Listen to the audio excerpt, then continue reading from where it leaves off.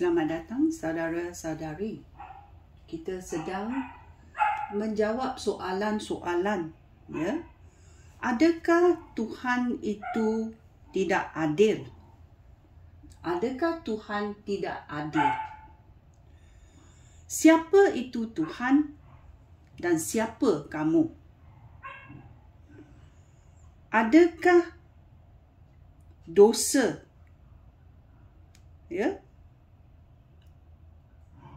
atau ketidakadilan itu dosa? Ketidakadilan adalah dosa. Dan kalau kamu berkata Tuhan itu tidak adil, kamu menuduh Tuhan berdosa. Ya?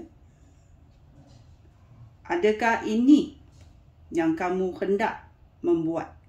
Ya? Tuhan adalah Tuhan yang adil.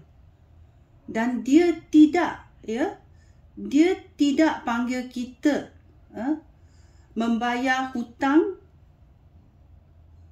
Ya, banyak dosa yang kita buat. Tuhan berkata, saya akan bayarkan hutang itu. Ya, semuanya saya akan bayar. Kerana belas kasihan Tuhan terhadap manusia. Ya.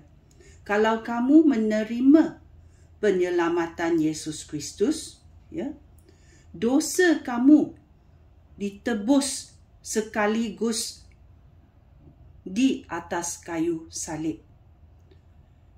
Ya, kerana darah Yesus mencucikan segala dosa kita dan kita bertaubat. Ya, kita bertaubat dan berkata sorry kepada Tuhan.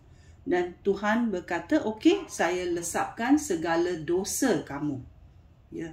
Adakah Tuhan itu tidak adil? Ya, kamu fikir sendiri. Sekian, terima kasih. Shalom.